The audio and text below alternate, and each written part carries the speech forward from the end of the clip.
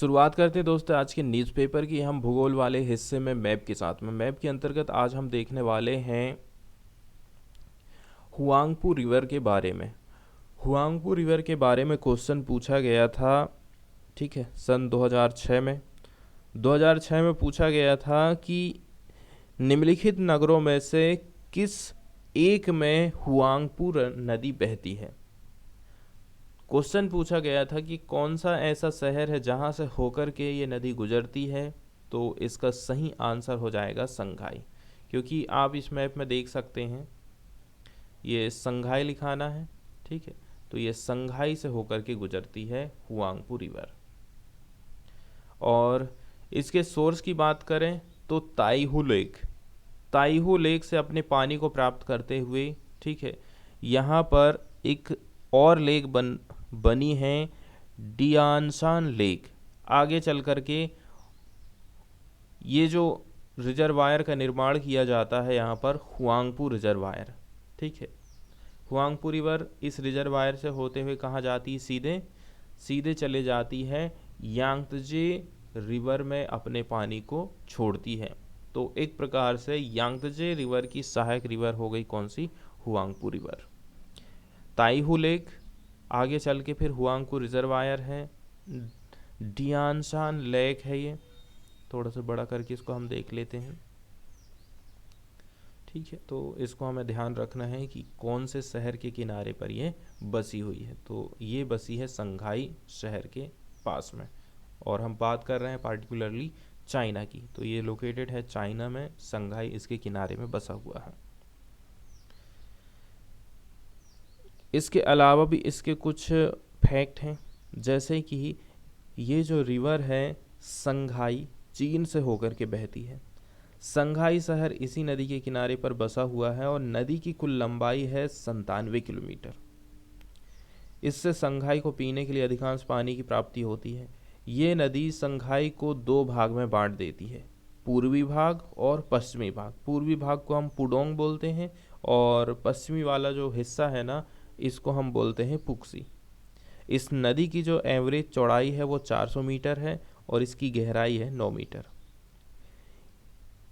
यांगतेज कियांग नदी की ये सहायक नदी मानी जाती है। तो ये तो थी हुआंगपू रिवर से जुड़ी कुछ महत्वपूर्ण जानकारियां। तो यहाँ से आप ये जो पीला कलर आप देख रहे हो ना, जब ये संघाई से होकर के यहाँ से गुजरी है ना, तो संघाई को इसने दो हिस्सों में बांट दी है। आधा हिस्सा इधर है और आधा हिस्सा इधर है। इसलिए हम कह रहे हैं कि ये जो रिवर है संघाई के बीचों बीच से गुजर रही है और इसको दो पार्टों में डिवाइड कर दी है। इसके बाद हम सीधे चलते हैं पीआईबी की तरफ और देख लेते हैं पीआईबी की प्रमुख खबरों को। तो सबसे इम्पोर्टेंट जो न्यूज़ आ जाती है हमारे लिए वो एग्रीकल्चर क्षेत्र से रिलेट करती है। गवर्नमेंट कैसे करके केमिकल फ्री नेचुरल फार्मिंग करवा सकती है किसानों से, इसके ऊपर इस न्यूज़ में फोकस किया गया है।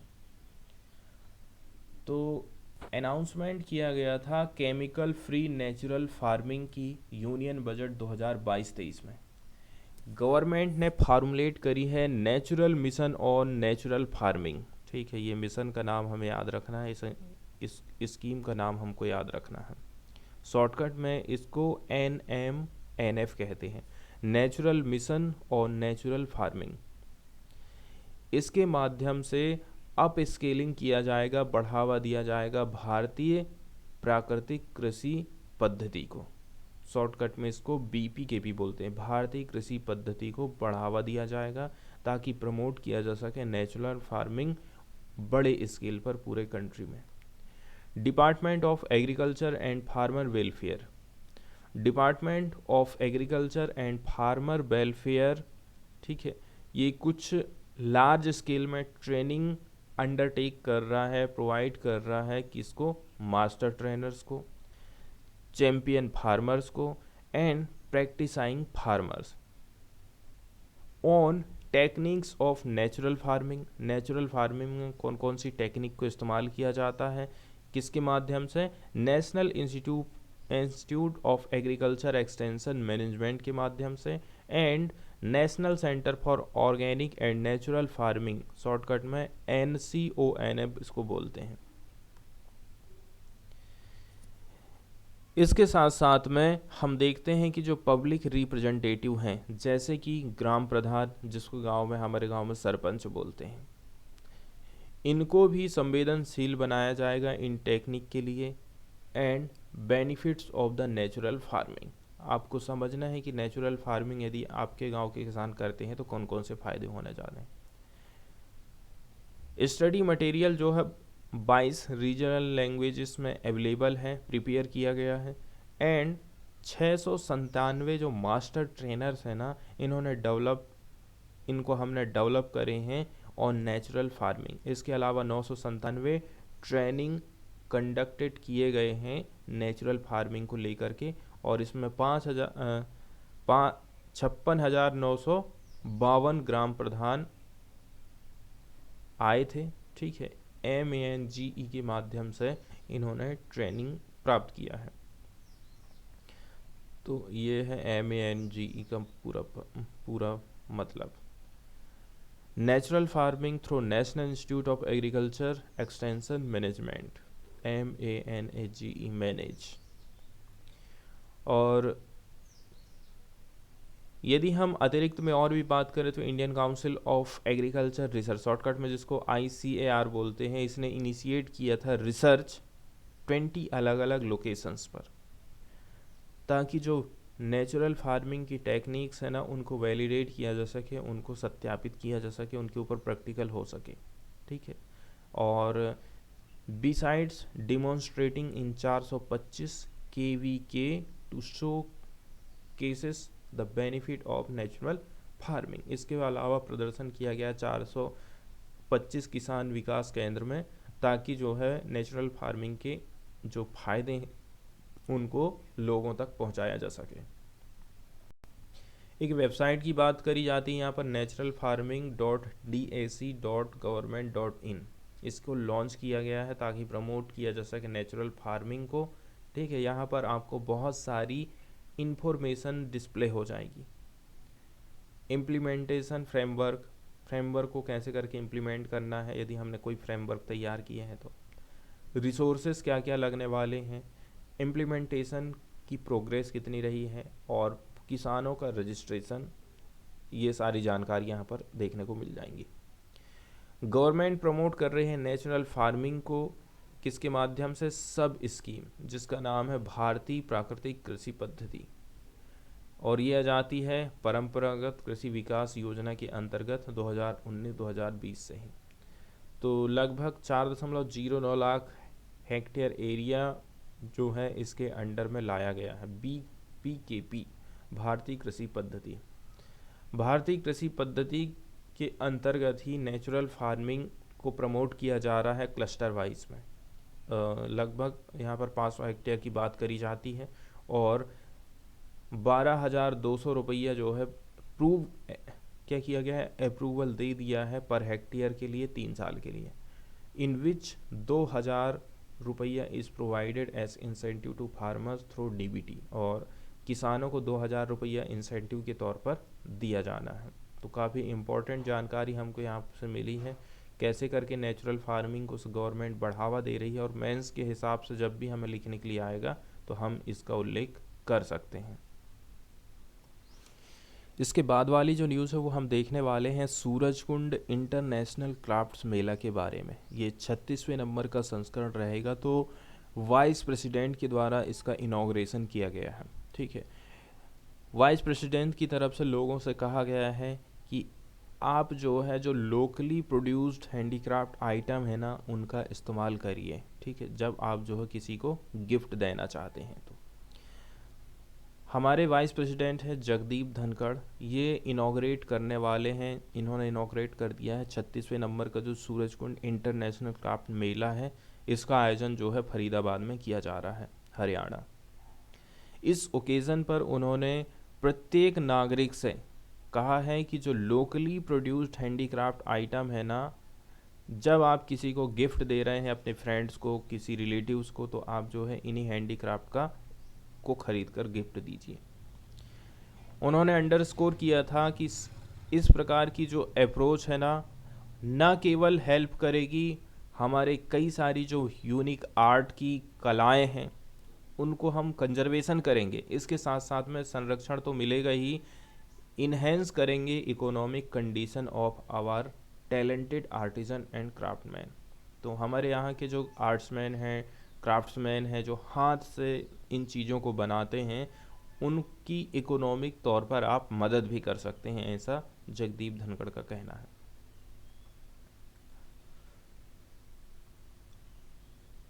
वहीं यदि हम बात कर लें, ठीक है, theme state for this year and the unique, इस साल की जो थीम रखी गई है वो क्या रखी गई है, अपना घर। एक ट्रेडिशनल हरियाणवी होम शोकास करती है ethnic and traditional vibe of the region, इस क्षेत्र की विशेषता को ये बताती है, सांस्कृतिक विशेषता को बताती है। तो ये पिक्चर आप देख रहे हैं, यहाँ से पता चलता है कि कितने सारे कलाकार लोग इसमें पार्टिसिपेट करेंगे और कौन कौन सी चीज़ें आपको देखने को मिल जाएंगी। तो जो सूरजकुंड इंटरनेशनल क्राफ्ट्स मेला है 2023, इसको इनाग्रेट किया गया वाइस प्रेसिडेंट के द्वारा, ठीक है, फ्रॉम 3 to 29 फरवरी 2023, सूरजकुंड हरियाणा में 3 फरवरी से लेकर के 19 फरवरी तक ये मेला चलने वाला है। इसके बाद वाली न्यूज़ हम देखने वाले हैं सुपोषित भारत स्कीम से रिलेटेड, ठीक है। तो सुपोषित भारत स्कीम के अंतर्गत क्या गोल रखा गया है, ये कार्यक्रम चला रही है सरकार पोषण अभियान के अंतर्गत में। तो एनएसओ के आंकड़े यदि हम देखें ना, घर का जो बना भोजन है उसके खपत में बहुत कमी आई है। लोग सस्ते, उच्च वसा, चीनी और नमक युक्त आहार का विकल्प चुनना पसंद कर रहे हैं। इस खतरा से निपटने के लिए आहार और जीवन शैली में कुछ सुधार की तत्काल जरूरत है। तो सुपोषित भारत पहल के माध्यम से हम संस्थागत खाद्य सेवाओं के स्तर और स्ट्रीट फूड, स्कूल और कॉलेज कैंटीन में खाद्य सेवाओं के माध्यम से खाद्य आधारित पोषण हस्तक्षेपों की अवधारणा लेकर के आए हैं। ये सामान्य आबादी में चिकित्सीय रूप से कुपोषण और गैर संचारी रोगों को ठीक करने का काम करेगा। इसके लिए हमने जो रसोइया हैं, इसके अलावा पोषण की जानकारी रखने वाले विशेषज्ञ हैं, उनसे हाथ मिलाया है, उनसे सलाह लिया है। तो ये जो खाद्य आधारित हस्तक्षेप है ना, इनको सांस्कृतिक पृष्ठभूमि, सामाजिक आर्थिक स्थिति, हमारी खाद्य की प्रायोरिटी और समुदाय के आयु वर्ग के संदर्भ में हमें जानने की ज़रूरत है कि आप अपनी इनकी क्या सांस्कृतिक पृष्ठभूमि रही है, सामाजिक आर्थिक स्थिति क्या है। इसके साथ साथ में ये जो हस्तक्षेप हम करेंगे ना, इनको पोषण संवेदनशील पहलों के साथ पूरक करने की ज़रूरत पर जोर दिया जाता है। अब यहाँ पर थोड़ी सी देख लेते हैं चीज़ें, यहाँ से और भी बातें क्लियर होने वाली। Ministry of Ayush is knowledge partner with ministry of women and child development in the पोषण अभियान। तो नॉलेज पार्टनर के रूप में मिनिस्ट्री ऑफ आयुष काम कर रही है, किसके साथ में, ministry of women and child development के साथ में, पोषण अभियान के तहत, ताकि अचीव किया जा सके जो अल्टीमेट गोल हमने रखे हैं सुपोषित भारत का। इसके साथ साथ में एक्टिवली पार्टिसिपेट किया जा रहा है इस प्रोग्राम में एंड सेलिब्रेट्स पोषण पखवाड़ा एंड पोषण माह एवरी ईयर सिंस 2018। हम 2018 से ही पोषण पखवाड़ा सेलिब्रेट करते हैं, पोषण माह सेलिब्रेट करते हैं हर साल, ठीक, 2018 से ही। तो मिनिस्ट्री ऑफ आयुष क्या काम करेगी, प्रोवाइड करेगी टेक्निकल गाइडेंस और सपोर्ट। ये आधारित रहेगा आयुष प्रिंसिपल के ऊपर। ये जो रीजनल है, सीजनल वेरिएशन है हमारी बॉडी में जो होते रहता है।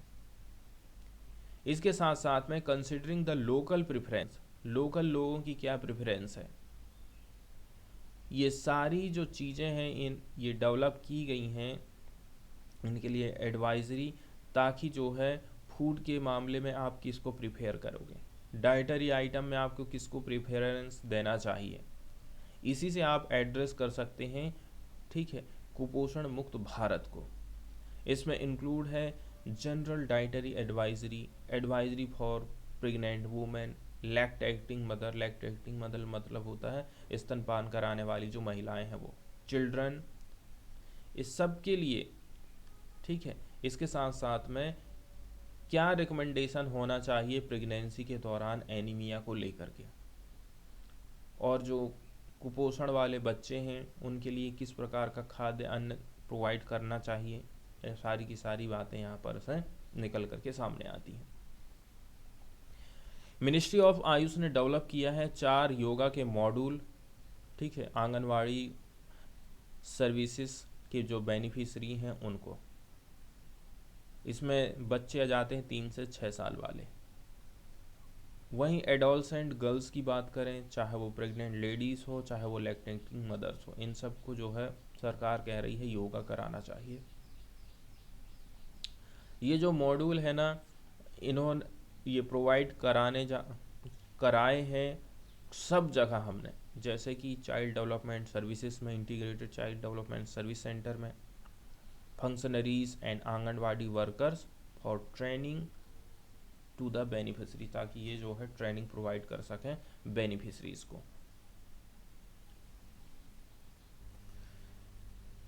इसके बाद हम बात कर लेते हैं पेस्टिसाइड्स के ऊपर सरकार बैन लगाने वाली है, तो कौन कौन से ऐसे पेस्टिसाइड हैं। पेस्टिसाइड का मतलब होता है कीटनाशक, ठीक है।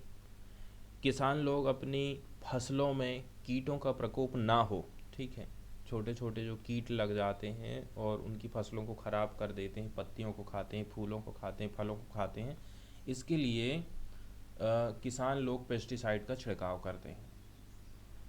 तो बहुत सारे ऐसे पेस्टिसाइड हैं जिनको विदेशों में बैन करके रखा गया है, लेकिन वो इंडिया में आज भी ऑपरेट हो रहे हैं। तो सरकार सबसे पहले तो इनको रिव्यू करेगी, लिस्ट तैयार करेगी कौन कौन से ऐसे पेस्टिसाइड हैं और किन किन को हमें भी बैन करना चाहिए। तो एक एक्सपर्ट कमेटी को कॉन्स्टिट्यूट किया गया था, किसके द्वारा, department of agriculture and farmer welfare DA&FW के द्वारा। Ministry of agriculture and farmers welfare के अंतर्गत, गवर्नमेंट ऑफ इंडिया के अंतर्गत ये डिपार्टमेंट जाता है। चेयरमैनशिप है डॉक्टर अनुपम वर्मा की, ये फॉर्मल नेशनल प्रोफेसर रहे हैं IARI के, नई दिल्ली के, ठीक है। ये लोग रिव्यू करने वाले हैं 66 पेस्टिसाइड्स को जिनको बैन कर दिया गया है या फिर रिस्ट्रिक्टेड किया गया है अदर कंट्रीज़ में, लेकिन ये हमारे देश में कंटिन्यू रजिस्टर्ड हैं, कंटिन्यू यूज़ में हो आ रही हैं इंडिया में। कमेटी ने अपनी रिपोर्ट सबमिट किया था, ठीक है। The report submitted by expert committee was forwarded to registration committee. एक कमेटी ने तैयार करी है रिपोर्ट, दूसरी कमेटी को ये रिपोर्ट भेजी गई जिसका नाम है रजिस्ट्रेशन कमेटी, कंसल्टेशन के लिए अंडर सेक्शन 27(2) इंसेक्टिसाइड एक्ट 1968, ठीक है। तो इंसेक्टिसाइड एक्ट 1968 हमारे देश में चलता है पेस्टिसाइड को कंट्रोल करने के लिए, तो ये एक्ट भी हमें ध्यान रखना है, इम्पोर्टेंट है, क्योंकि यदि कुछ संशोधन किया जाएगा, कुछ भी किया जाएगा, तो ये एक्ट ही सामने आने वाला है। तो जो रजिस्ट्रेशन कमेटी है ना, अब रजिस्ट्रेशन कमेटी ने इसमें चर्चा करी in its 361 special meeting held on 22/12/2015 and accepted its recommendation with some observation. यहाँ पर कुछ जो रिकमेंडेशन दी गई हैं उनको एक्सेप्ट किया गया है। तो गवर्नमेंट ऑफ इंडिया ने क्या काम किया है, जो एक्सपर्ट कमेटी थी ना, इसके साथ साथ में जो रजिस्ट्रेशन कमेटी थी, इनके सारे जो रिकमेंडेशन हैं उनको कंसिडर किया, उनको ऑब्जर्वेशन किया। इसके बाद एक ऑर्डर को इशू किया गया था 14/10/2016 को, ठीक है।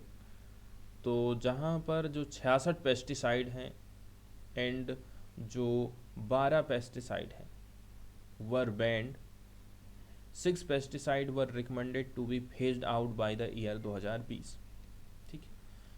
तो इस टोटल जो 66 भेजे गए थे, 12 पर प्रतिबंध लगा दिया गया था और 6 कीटनाशकों को 2020 तक चरणबद्ध तरीके से समाप्त करने की सिफारिश की गई थी। एक कीटनाशक है एंडोसल्फान। वन पेस्टिसाइड जिसका नाम है endosulfan was not reviewed being under consideration of Supreme Court but was later banned by the court. One pesticide फेनिथ्रोइन क्या नाम लिखा है, फेनिट्रोथियोन को कृषि में उपयोग के लिए पहले ही प्रतिबंधित कर दिया गया था। मतलब एंडोसल्फान की समीक्षा नहीं कर पाए थे हम, तो इसको जो है सुप्रीम कोर्ट ने बंद करवा दिया था। तो हम देख रहे हैं कि सरकार के द्वारा समय समय पर नए अध्ययन, रिपोर्ट या फिर संदर्भ सूचना प्राप्त होने पर पंजीकृत कीटनाशकों की सुरक्षा और प्रभावकारिता के संबंध में समीक्षा की जाती रहती है। विशेषज्ञ समितियों का गठन करके समीक्षा की जाती है।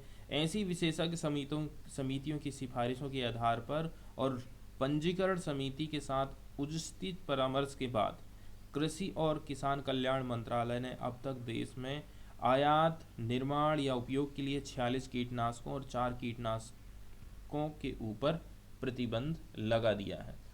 4 जो पेस्टिसाइड फार्मूलेशन है ना, इसके ऊपर 46 पेस्टिसाइड हैं, 4 पेस्टिसाइड फार्मूलेशंस हैं, ठीक है। इंपोर्ट, मैन्युफैक्चर और यूज़ के लिए इनको बैन कर दिया गया।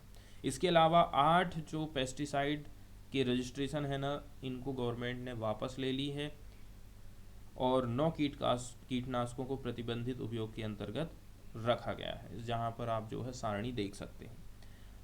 तो सरकार क्या है, प्रमोट कर रही है बायोपेस्टिसाइड को, जैसे कि कई जो किसान हैं नीम को घोल के छिड़काव करते हैं, कुछ गोमूत्र का छिड़काव करते हैं। ऐसे जो बायोपेस्टिसाइड हैं इनके ऊपर ज़्यादा बढ़ावा देना चाहती है गवर्नमेंट, जो आमतौर पर रासायनिक कीटनाशकों की तुलना में अधिक सुरक्षित माने जाते हैं। इसके लिए विभिन्न फसलों पर जो अनुमोदित कीटनाशकों को पौध संरक्षण, संगरोध और भंडारण निदेशालय की आधिकारिक वेबसाइट पर सार्वजनिक डोमेन में प्रदर्शित किया जा रहा है। इसी के लिए जो अप्रूव्ड पेस्टिसाइड है ना अलग अलग फसल के लिए, वो डिस्प्ले किए जाएंगे पब्लिक डोमेन में। ऑफिशियल वेबसाइट है directorate of plant protection, quarantine and storage में जाकर के आप देख सकते हैं किनको बैन किया गया है इंडिया में। ये लिस्ट यहाँ पर देख सकते हैं। अलाक्लोर, ठीक है। इसके बाद aldicarb, aldrin, benzene hexachloride, benomyl, calcium cyanide और कार्बेरिल, क्लोरोबेंजिलेट, क्लोरडेन और क्लोरोफेनविनफॉस, कॉपर एसिटो अर्सेनाइड, डाइजियान, बहुत सारे नाम है यहाँ पर, ये देख सकते हैं। टोटल कितनी लिस्ट है जिनको बैन किया गया है। नाइट्रोफेन भी बैन है और टोटल देखा गया तो 40, 45, 46 को बैन किया गया है। और कुछ जो चीज़ें हैं जैसे कि इनका इंपोर्ट, मैन्युफैक्चर और यूज़ को भी बैन कर दिया गया है। कार्बोफोरॉन, मेथिलोमाइल 24% फार्मूलेशन और फॉस्फेमिडोन, इनका निर्माण भी नहीं होगा, ठीक है, यूज़ भी नहीं होगा। मतलब कि क्या क्या चीज़ बैन कर दिए हैं ये कीटनाशक, इनका आयात, निर्माण और उपयोग पर प्रतिबंध लगाया गया है। तो 4 ये पेस्टिसाइड हैं। और कीटनाशकों का रजिस्ट्रेशन कितने का वापस ले लिए हैं, 8 हैं। उनके पूरे के पूरे नाम यहाँ पर हमको देखने को मिलते हैं, ठीक है।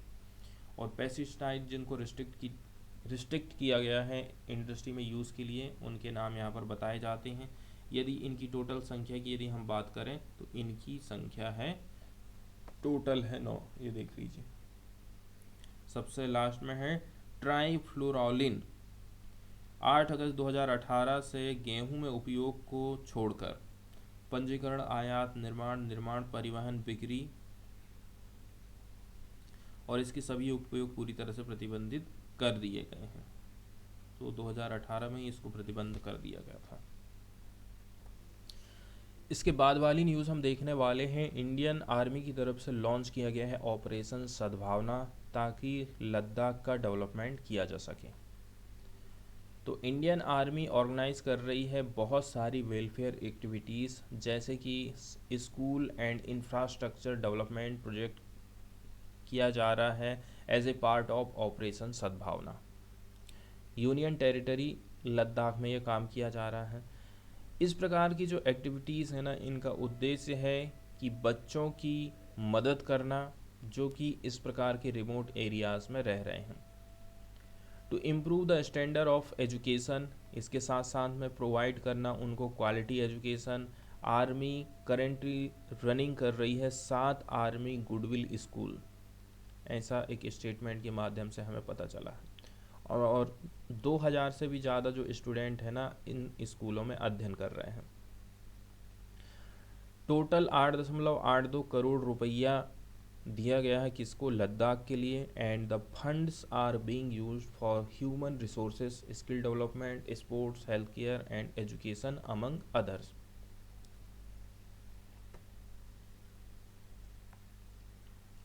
सत्रह इंफ्रास्ट्रक्चर प्रोजेक्ट अलॉट किए गए हैं एंड प्लानिंग किया गया है all district of union territory Ladakh में फाइनेंशियल ईयर 2022-23 के लिए। इसमें इंक्लूड है establishment of computer lab, construction of captain Manoj Pande stadium या फिर sport complex, consortium of community hall, इसके अलावा renovation of ring chain auditorium. इन सब का जो है यहाँ पर डेवलपमेंट किया जाएगा।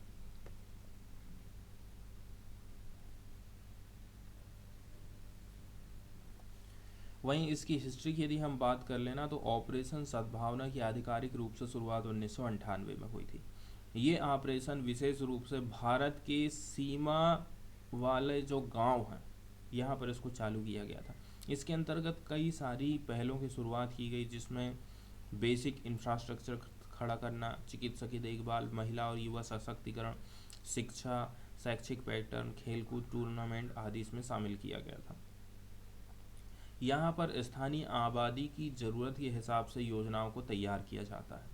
ठीक है, इसके बाद राज्य सरकार को ये काम सौंप दिए जाते हैं। ये ऑपरेशन मुख्य रूप से लोगों की आकांक्षाओं को पूरा करने के लिए टारगेट किया गया है।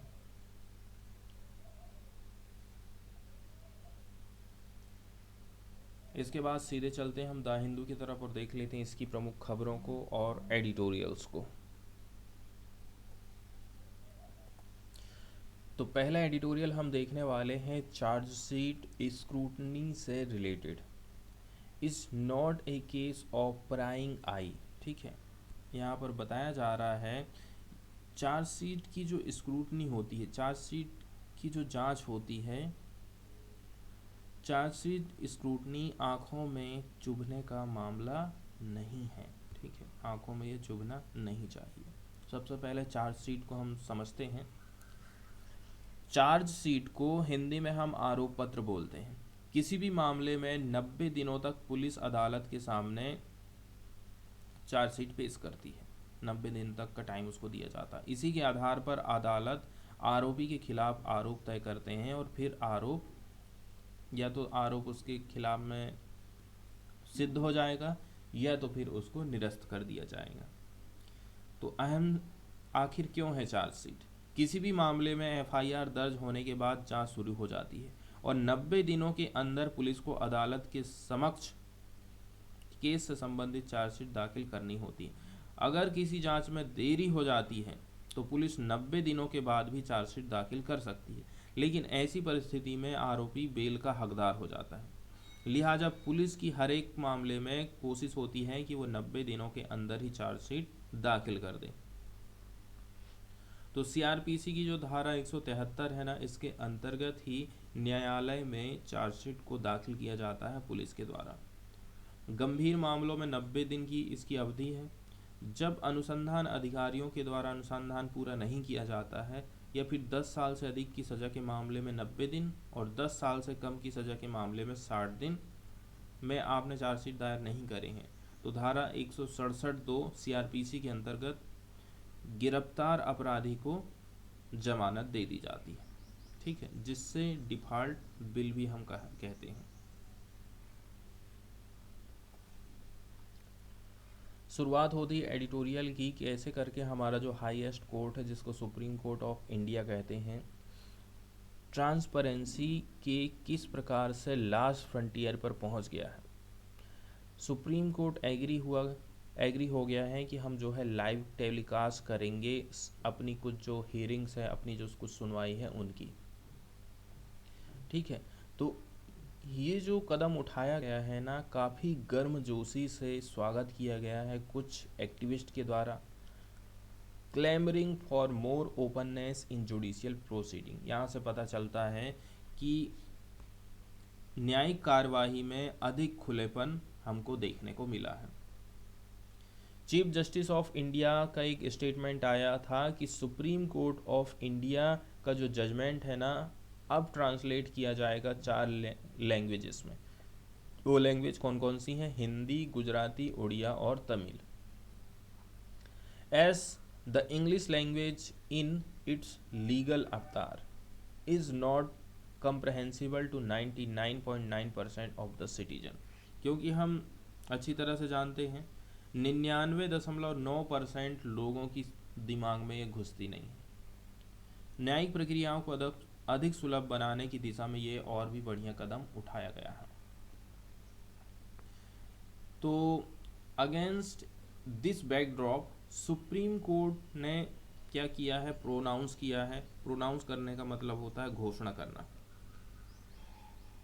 ठीक है, बैकड्रॉप मतलब पृष्ठभूमि। इस पृष्ठभूमि के खिलाफ में सुप्रीम कोर्ट ने प्रोनाउंसमेंट किया है, मतलब घोषणा किया है। ठीक है, सुप्रीम कोर्ट का राय या फिर मत क्या है?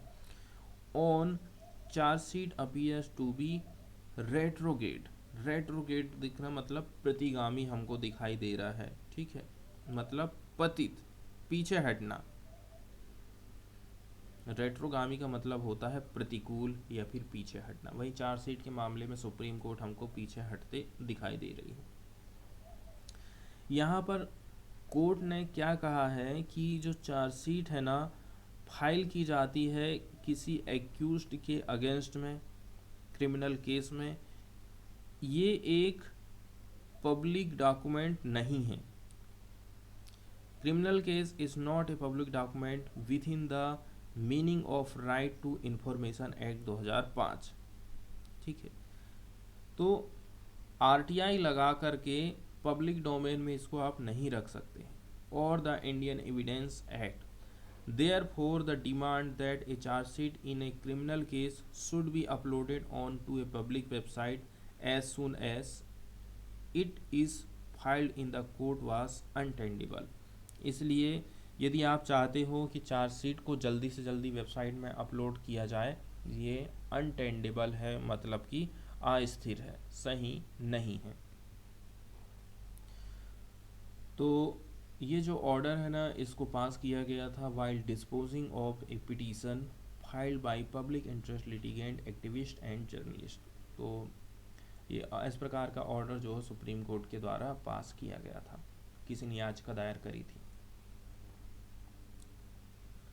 तो आप ये समझ सकते हैं कि ये एक ऐसा कदम है जिसे आपराधिक न्याय प्रशासन में अधिक पारदर्शिता के लिए जोर देने वालों के लिए झटका लग गया है, क्योंकि जहाँ तक जांच अधिकारी और अपराध के पीड़ितों का संबंध है ना, इसमें कई सारे चिंताएं रही थी लोगों की।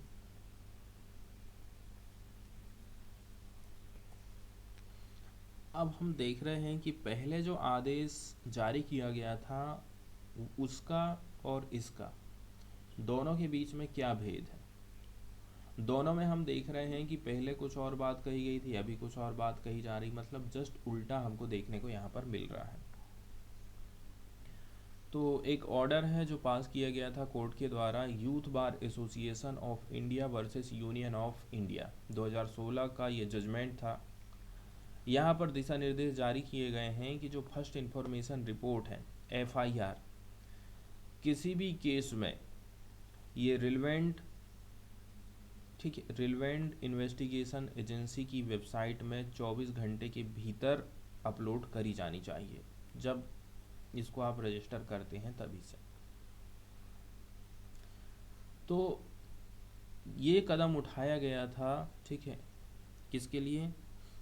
ये जनता के विचार के लिए और उचित कार्यवाही के लिए ये कदम उठाया गया। लेकिन हम ये देख रहे हैं कि कोर्ट के व्यू में आज के टाइम में चार्जशीट के मामले में, तो यहाँ पर तो जो है चार्जशीट एफआईआर दोनों डिफरेंट हमको नज़र आ रही हैं, and hence can not be shared with anyone other than accused and victim. और यहाँ पर आप जो है विक्टिम के अलावा किसी को भी ये चार्जशीट शेयर नहीं कर सकते हैं। अब ऐसा इसलिए है, अभियुक्त और पीड़ित के अलावा किसी के साथ में साझा आप नहीं कर रहे हैं। संभवतः ऐसा इसलिए है क्योंकि एक चार्जशीट विचाराधीन अपराध का एक व्यापक विवरण होता है और इसमें अभियोजन पक्ष के गवाहों की सूची होती है और जांच अधिकारी के निष्कर्ष के समर्थन में दस्तावेज जैसी महत्वपूर्ण जानकारियां होती हैं। शायद इसीलिए सुप्रीम कोर्ट ने ऐसा कहा है। हालांकि इस तरह की सामग्री मुकदमे के दौरान सार्वजनिक ज्ञान बन जाती है। सार्वजनिक इस प्रकार का जो मटेरियल हो ना, ये पब्लिक नॉलेज बन जाता है ट्रायल के दौरान में।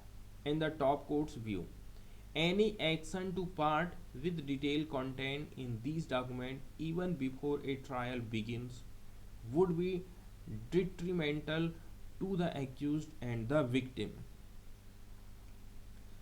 मतलब कि ऐसा यदि हम करते हैं ना, तो चाहे वो पीड़ित हो चाहे वो आरोपी हो, वो किसी न किसी के लिए हानिकारक होने वाला है। ऐसा इसीलिए सुप्रीम कोर्ट ने, न्यायालय ने ये पाया है कि अंतिम रिपोर्ट में जो शामिल है उसका खुला प्रचार दंड प्रक्रिया संहिता द्वारा विचारित योजना के अंतर्गत नहीं आता है।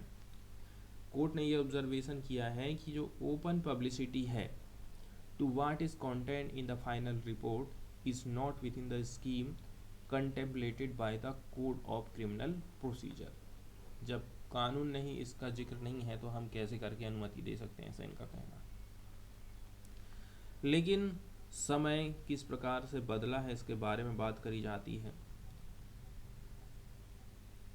हम जो है ना, पहले का जो कॉन्स्टिट्यूशन था उससे काफ़ी आगे निकल चुके हैं। When confidently was the mantra in every aspect of judicial activity. Courts then were sacrosanct institution where none of their action was open to criticism or any kind of scrutiny। उस time में क्या होता था ना कि court की कभी आलोचना नहीं होती थी, किसी प्रकार की जांच नहीं होती थी। लेकिन हम देख रहे हैं कि न्यायिक निर्णयों की थोड़ी सी भी आलोचना, अवमानना, ये सारी चीज़ें दंड को आमंत्रित करने के लिए एक अवसर बन जाती थी। अब हमारे पास एक ऐसी स्थिति है जहां जजों की अक्सर मीडिया में उनके न्यायिक फैसलों के लिए आलोचना की जाती है जो अपरंपरागत है और लोकप्रिय अपेक्षाओं के अनुरूप भी नहीं है। हमने एक न्यायाधीश के निजी जीवन को भी सार्वजनिक बहस का विषय बनते देखा है। इस पृष्ठभूमि के खिलाफ है कि चार्जशीट को सार्वजनिक ज्ञान से दूर रखने के लिए सुप्रीम कोर्ट के फैसले को उन लोगों द्वारा लगातार एक्सेप्ट नहीं किया जा रहा है जो लगातार न्यायिक चुप्पी की सीमाओं का विस्तार करने के लिए जोर दे रहे हैं। लेकिन आर्टिकल कहते हैं, मेरे हिसाब से यदि देखा जाए ना, तो चार्जशीट को पब्लिक डोमेन में शेयर करना काफ़ी उचित है। While it need not necessarily to be posted on the website of the court concerned, भले ही आप वेबसाइट में मत डालिए, public interest dictates a positive response to a request to pursue its content। तो सार्वजनिक हित इसकी सामग्री को पढ़ने के अनुरोध पर सकारात्मक प्रक्रिया तय करता है। ये सच है कि अभियुक्तों के साथ निहित जो स्वार्थ अभियोजन पक्ष के मामले को कमजोर करने की दृष्टि से चार्जशीट में खामियों को खोजने में संलग्न हो सकते हैं। लेकिन ये जनता के सदस्यों को परीक्षण शुरू होने से पहले चार्जशीट को देखने से रोकने और जांच की गुणवत्ता का मूल्यांकन करने के अवसर से इनकार करने का कोई कारण नहीं बनना चाहिए।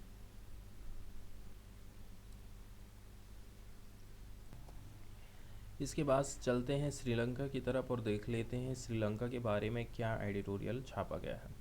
तो श्रीलंका जो है आने वाले टाइम में अपनी 75वें नंबर की इंडिपेंडेंस वाली वर्षगांठ को सेलिब्रेट करेगा, लेकिन उसके पास इसको मनाने के लिए जेब में रुपया नहीं है।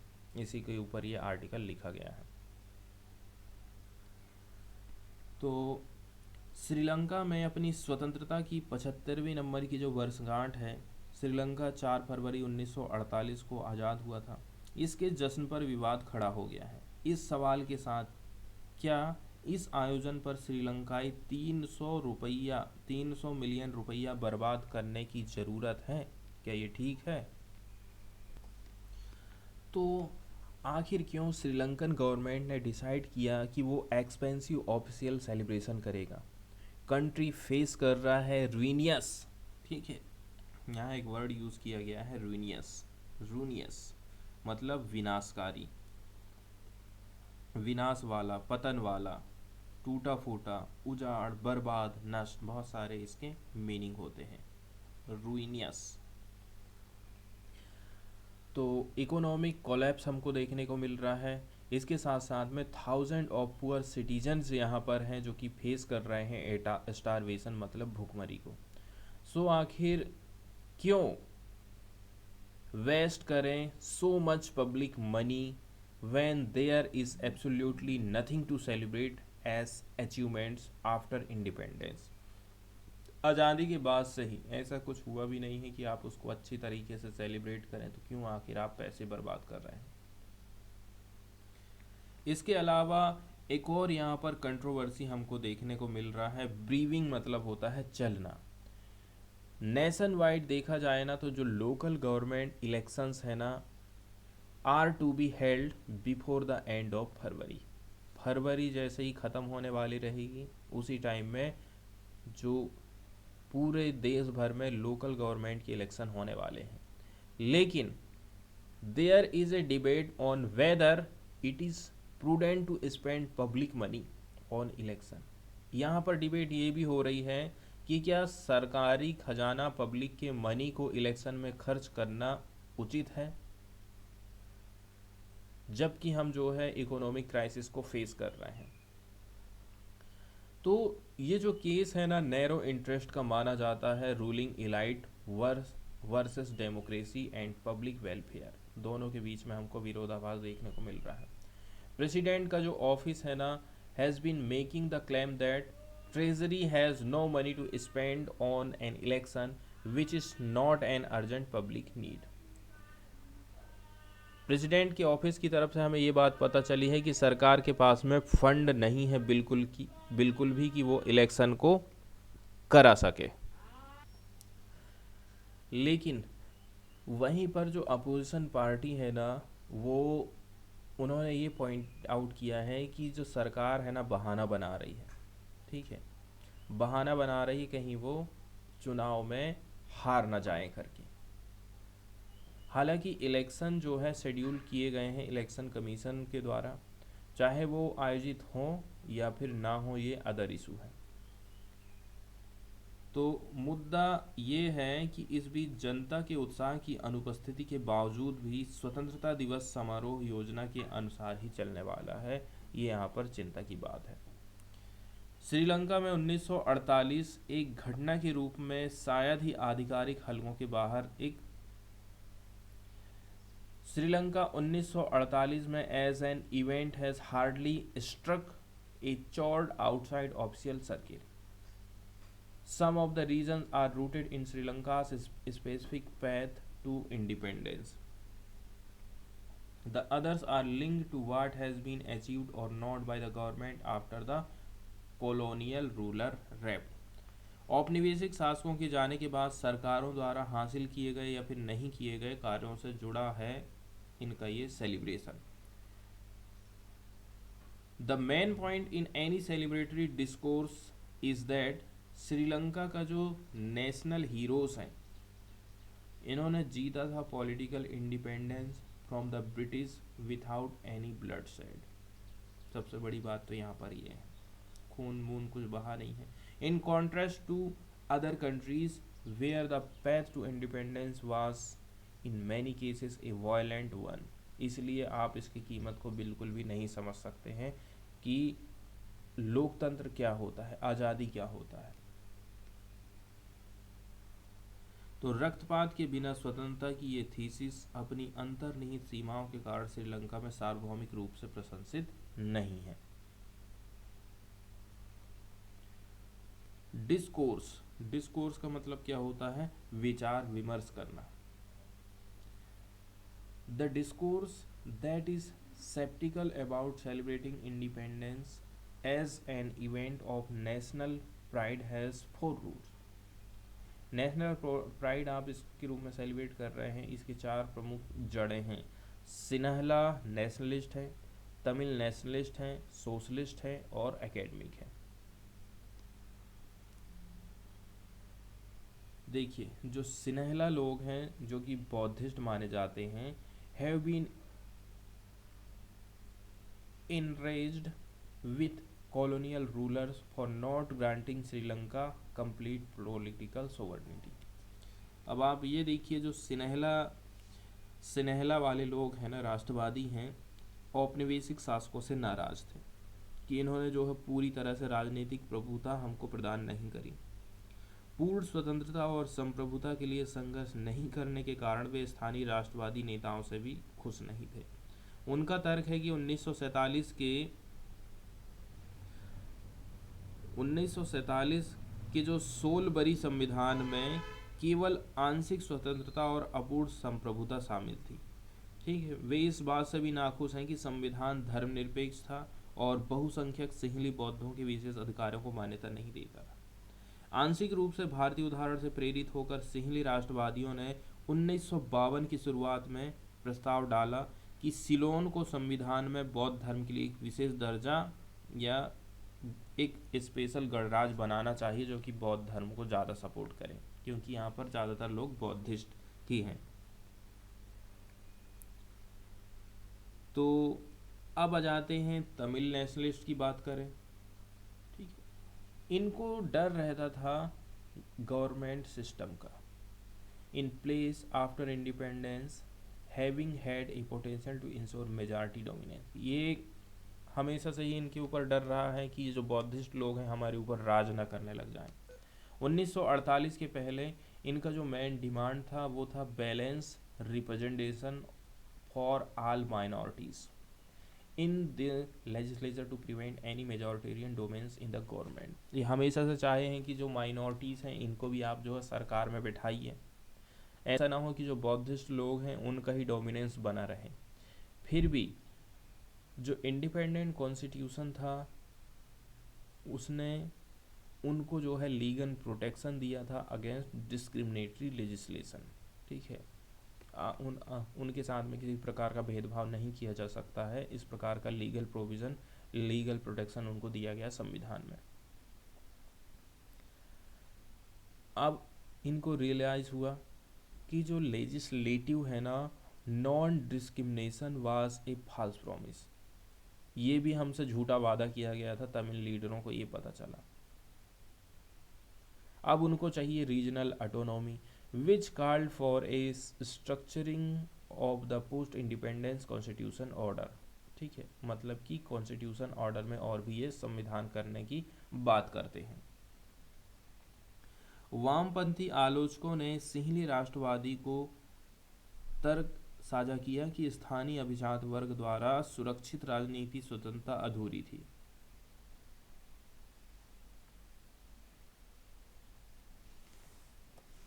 तो इनका कहना है कि उस टाइम में जो पॉलिटिकल पार्टी आई थी उसने आपके अधिकारों के लिए कुछ करा ही नहीं है। हम ही ऐसे लोग हैं, ठीक है, जो कि फुल पॉलिटिकल इंडिपेंडेंस ला सकते हैं, सोवर्निटी प्रोवाइड कर सकते हैं ऑल श्रीलंकन को। तो जो सेलिब्रेशन है ना 1948 का, सो द सेलिब्रेशन ऑफ 1948 एक minute was a politically empty exercise promoted by reactionary political elites. This is the background to why the left parties collaborated with the Sinhala Nationalist Sri Lankan Freedom Party in 1970-72 to establish the Socialist Democratic Republic of Sri Lanka। इसी के चलते चलते यहाँ पर हमें बहुत सारे बदलाव देखने को मिलते हैं।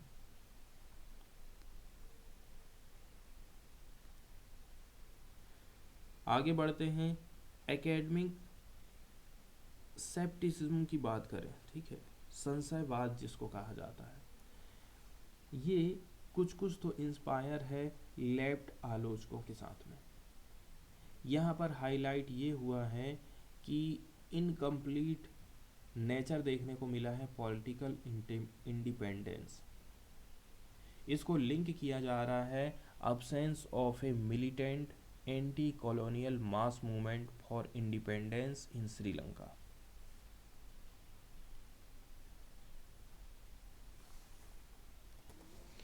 इसके बाद हम सीधे चल रहे हैं केरला की तरफ और देख लेते हैं केरला की तरफ से बजट प्रस्तुत किया गया है, इसमें क्या क्या खास बातें हमको देखने को मिली हैं। केरला के बजट में हमको पेट्रोल और जो लिक्योर है, ठीक है, यहाँ पर आपको ज़्यादा पैसे खर्च करने पड़ेंगे। पेट्रोल महंगा हो जाएगा और दारू भी जो है महंगी होने वाली है। बजट में कुछ खास बातें हैं, जैसे कि 2000 करोड़ रुपया डाला जाएगा इन्फ्लेशन को कंट्रोल करने के लिए। इसके साथ साथ में 100 करोड़ रुपया डाला जाएगा मेक इन केरला प्रोग्राम के अंतर्गत, जिसका इंटेंट है प्रमोट करना लोकल इंडस्ट्री को। इसके साथ साथ में सेल्फ रिलायंस बनाना है केरला को। फाइनेंस मिनिस्टर का कहना है state is countering hard budget constraint given the limited elbow space offered by the center on the fiscal front।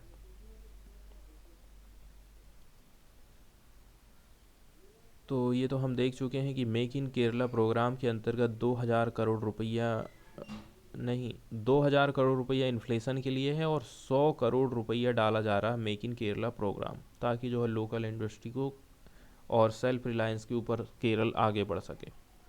Petrol diesel और जो लिक्योर है ना, ये कॉस्टलियर होने वाला है।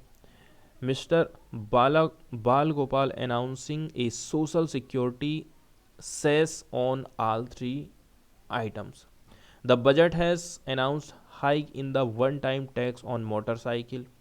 इसके अलावा car, private services vehicle and one time cess on newly registered motor vehicle and the electricity duty applicable to commercial and industrial unit. कुल मिलाकर के टैक्स में बढ़ोतरी ही बढ़ोतरी हमको यहाँ पर देखने को मिल रही है।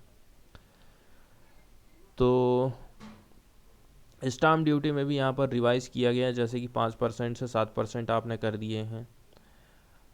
अब चूंकि ये जो उपाय है, स्टेट गवर्नमेंट आशा कर रही है कि वो जनरेट करेगी एडिशनल रेवेन्यू 2955 करोड़ रुपया, इसलिए उसने जो है टैक्स में वृद्धि करी है। वहीं इलेक्ट्रिसिटी ड्यूटी एप्लीकेबल रहेगी कमर्शियल और इंडस्ट्रियल जो यूनिट हैं, कंपनियां हैं, उनके ऊपर जो है इलेक्ट्रिकल ड्यूटी लगाई जाएगी। इसको हाइक कर दिया गया है 5%। यहाँ से जो है 200 करोड़ रुपया और भी ज़्यादा सरकार की जेब में आने वाला है। प्रॉपर्टी टैक्स रिवीजन और ज़्यादा कुछ तो खास बातें यहाँ से निकल के नहीं आई हैं, बस सरकार की कमाई के बारे में ही ज़्यादातर चर्चा यहाँ पर की गई है। इसके बाद हम चर्चा कर लेते हैं कॉलेजियम सिस्टम की। थोड़ा सा टाइम रहेगा तो इसके बारे में ज़रूर देखेंगे। अभी कुछ महत्वपूर्ण हम न्यूज़ देख लेते हैं।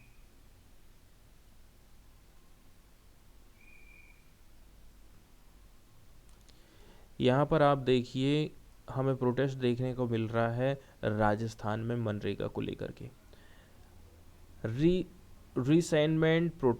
रीसाइनमेंट protest in Rajasthan over cut in MNREGA outlay. MNREGA के आउटले में कटौती की गई है, जिसके चलते चलते यहाँ पर प्रदर्शन हो रहा है।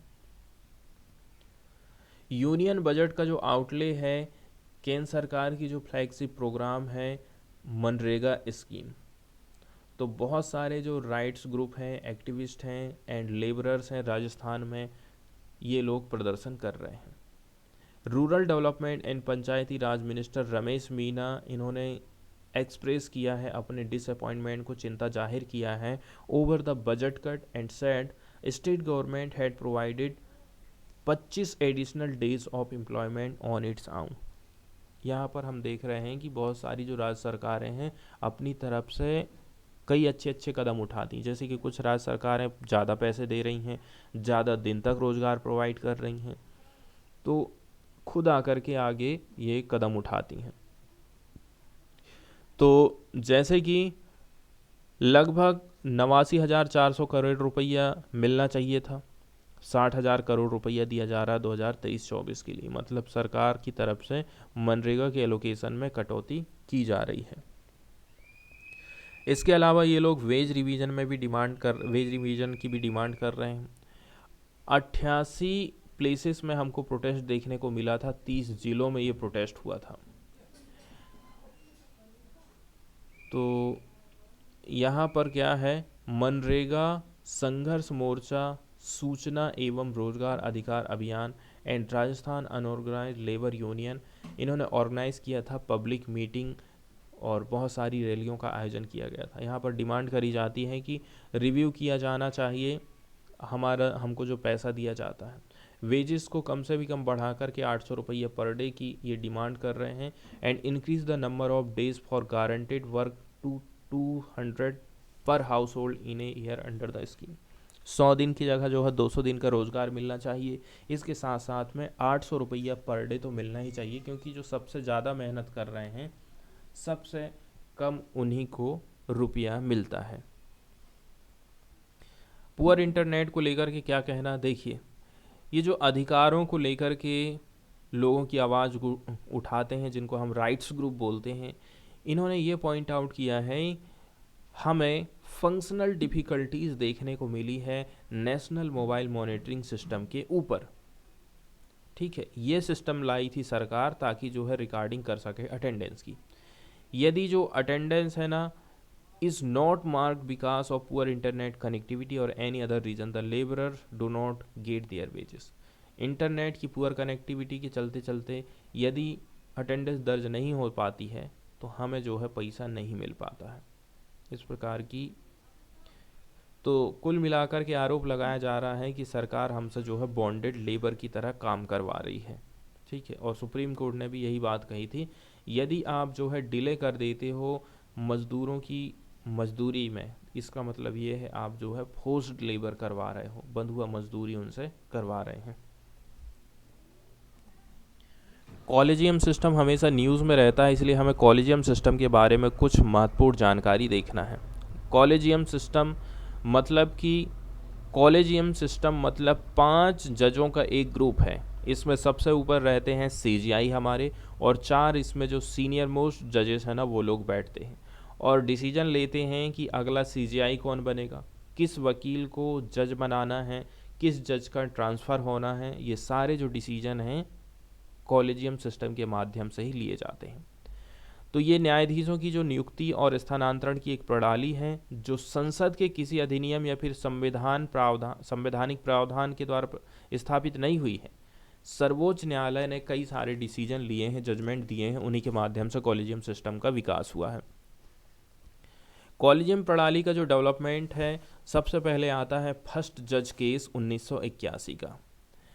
इसमें क्या कहा गया था कि न्यायिक नियुक्तियों और तबादलों पर भारत के CGI के सुझाव की जो प्रधानता है, यदि कोई अच्छा खासा मोटा सा कारण रहा तो CGI ने नाम भेजा है तो उसको हम अस्वीकार कर सकते हैं। शुरू में तो ये प्रावधान था। तो इस निर्णय ने अगले 12 वर्षों के लिए न्यायिक नियुक्तियों में न्यायपालिका और कार्यपालिका की प्रधानता स्थापित कर दी थी। मतलब न्यायपालिका के भी ऊपर कौन है, हमारी संसद है, हमारी सरकार है। पहला डिसीजन से ये हुआ। फिर 1993 में क्या हुआ, सर्वोच्च न्यायालय ने ये क्लियर करते हुए कॉलेजियम प्रणाली की शुरुआत करी कि परामर्श का अर्थ वास्तव में सहमति है। परामर्श का मतलब ये नहीं है कि सरकार अपनी मनमानी करेगी, जिसको बनाना है उसको बनाएगी। परामर्श का मतलब ये है कि सबसे पहले आपको सहमति लेना पड़ेगा CGI से। इस मामले में सर्वोच्च न्यायालय ने कहा था कि CGI एक अकेला व्यक्ति ही डिसीजन नहीं देगा, बल्कि 2 सीनियर लोग भी बैठेंगे उसमें, तो ये तीनों मिल करके सहमति देंगे। मतलब यहाँ पर एक संस्था बना दिए।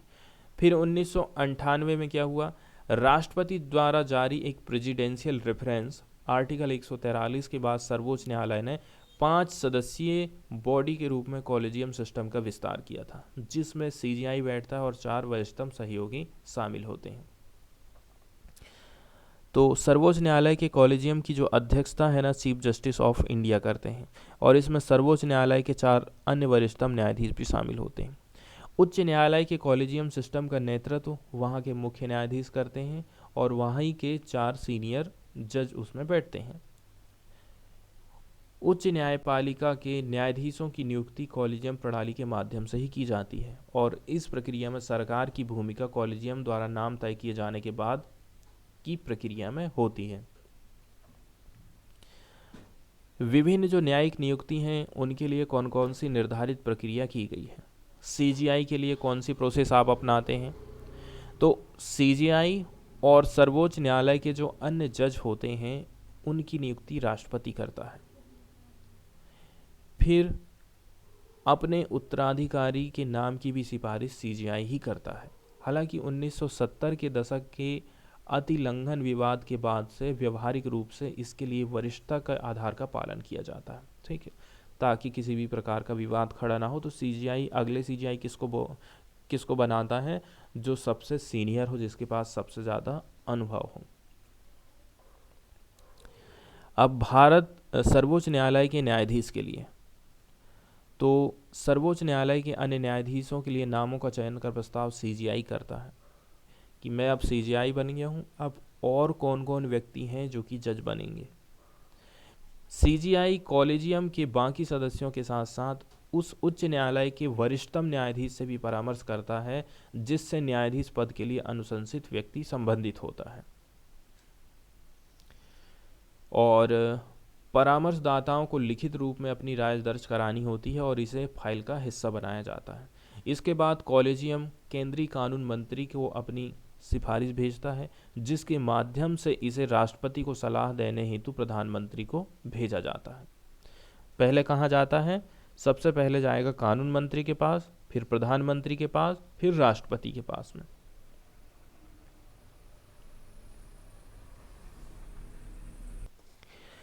अब इस नियुक्ति की जो प्रणाली उसकी आलोचना करी जाती है कि यहाँ पर सर्वोच्च न्यायालय जो है ना या फिर न्यायपालिका ट्रांसपेरेंसी नहीं बरतती है।